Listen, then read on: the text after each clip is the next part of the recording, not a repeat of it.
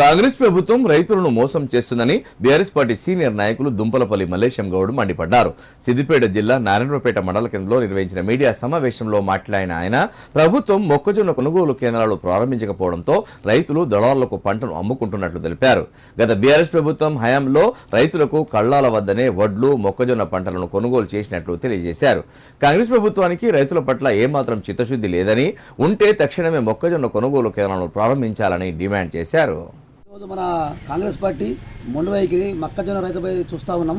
ఎందుకంటే ఈరోజు మొక్కజొన్న రైతులకు కనీస గిట్టుబాటు ధర లేక రైతులు మన ధరలకు అమ్ముకొని నష్టపోతూ ఉన్నారు. ఇప్పటికైనా ప్రభుత్వం వారిపై కన్ను తెరిచి ఆ రైతులకు మొక్కజొన్న రైతులకు గిట్టుబాటు ధర ఇవ్వాలి. గత ప్రభుత్వంలో మొక్కలకు కానీ వరికి కానీ ఏ ధాన్యానికైనా గిట్టుబాటు ధర ఇచ్చి ప్రజలను ఆదుకున్న ప్రభుత్వం గత టీఆర్ఎస్ ప్రభుత్వం.